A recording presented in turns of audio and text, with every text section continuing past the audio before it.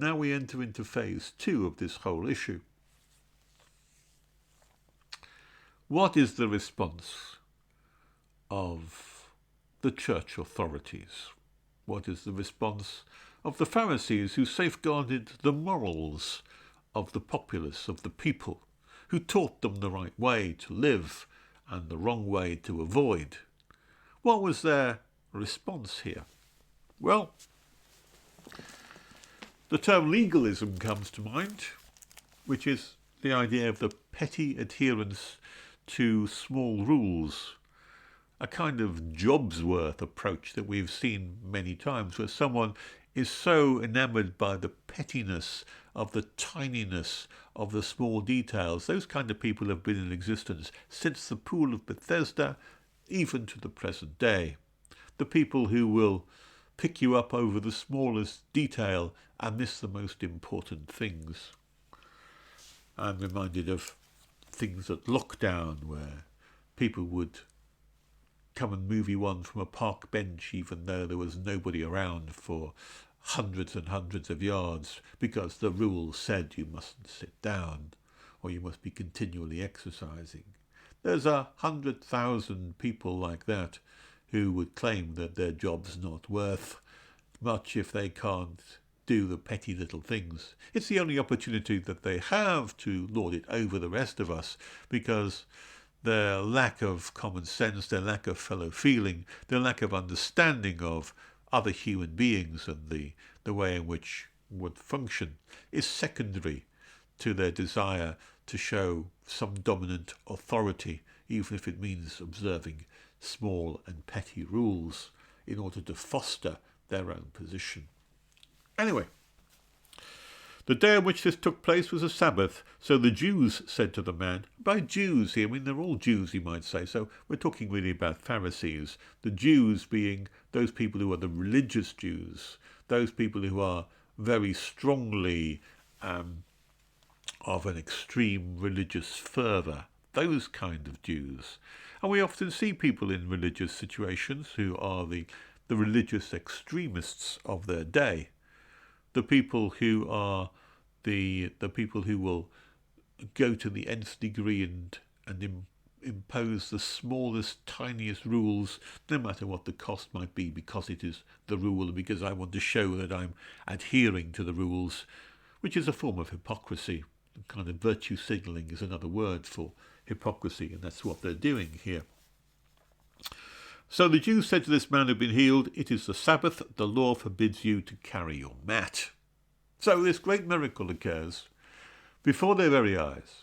A man who they probably knew from 38 years being there, and instead of being awestruck in wonder about the marvellousness of healing coming to someone who was so desperately waiting to be healed for such a long time, instead of being delighted at the prospect of the relief of human suffering, of kindness and of mercy being extended to someone in a pitiable state, instead of being delighted by that, they're taken up with the idea that this man is carrying his mat on the Sabbath, and that breaks the rule.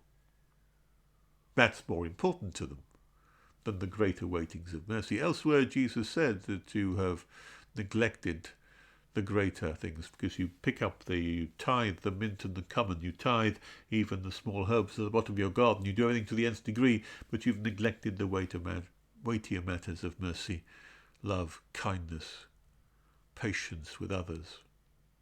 All of that's been lost to you because you're concentrating on the irrelevant, tiny, unimportant details.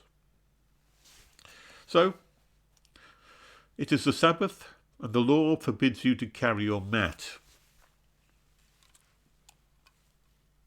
It's not really important here, it seems to me, about the way in which the Pharisees, let's call them Pharisees, John calls them the Jews, they have accumulated law upon law and fine splitting of the laws. This is something that you find is done by the religious orthodox. the people who are the most zealous, the people who are the most committed. You find it in many religions around the world. You find it in Islam. You find it in other religions too, where to show your purity and adherence to your religion, you divide the law to its finest detail and show that you are committed to the smallest part of it, because that's how you show your religious nature and your religious fervour.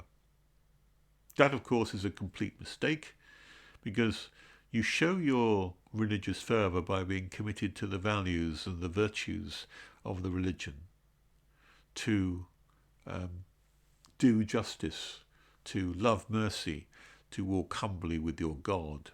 So to tithe the mint and the cumin, the herbs at the bottom of your garden, to do everything to the smallest, finest degree, is not a sign of adherence to God. But the weightier principles of to do justice, to love mercy, to walk humbly, those are the ways which you really show your adherence to God, not the fine detail. That doesn't give you any religious authority over anybody else, because you know the law better.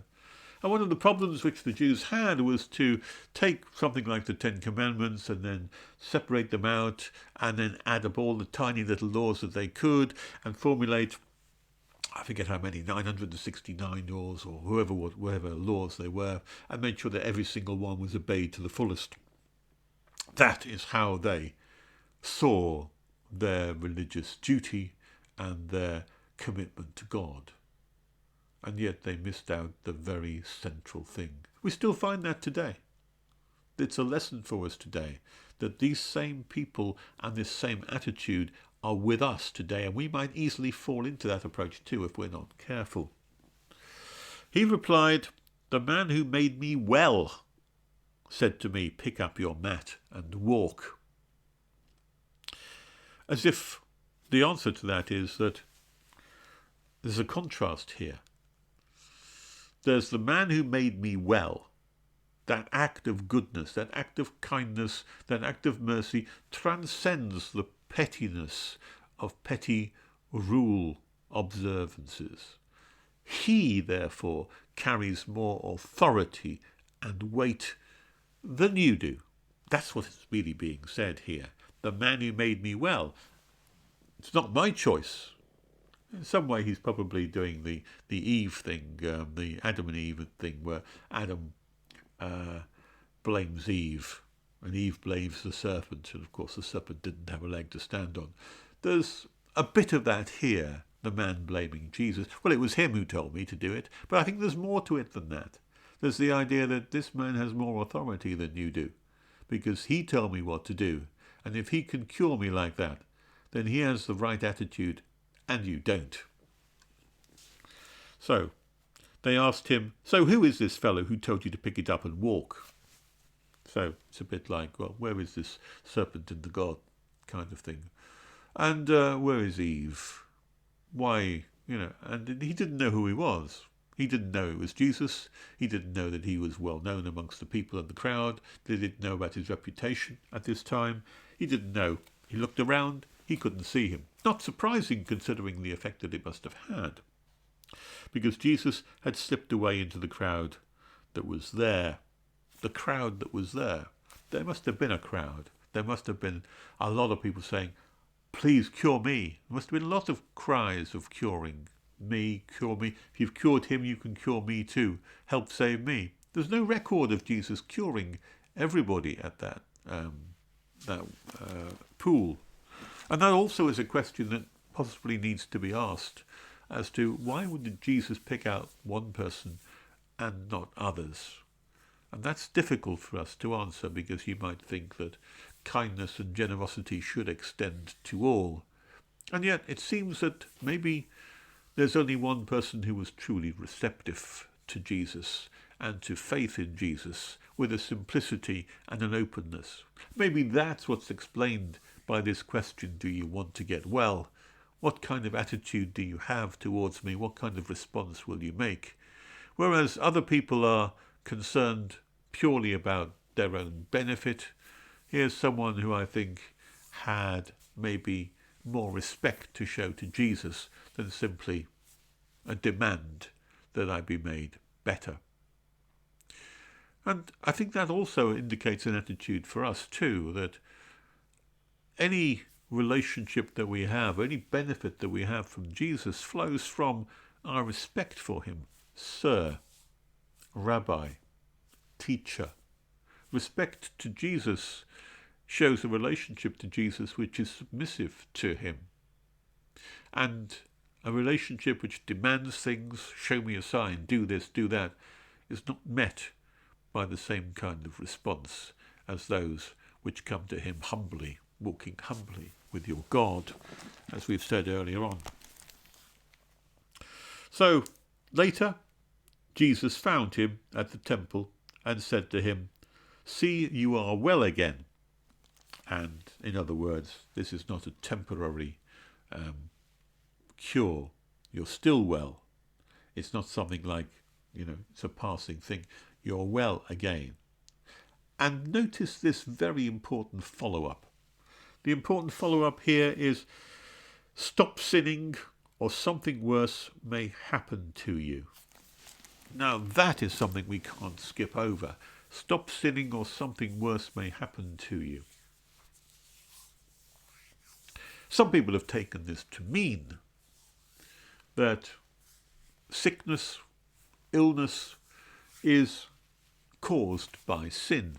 And that was a very common attitude in that day, that people were taught that if they were ill, if they were sick, it was because they'd sinned in some respect or thought badly in some others.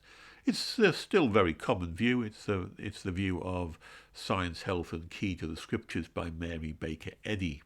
And you have to look out for Christian Scientists who also believe this same kind of thing.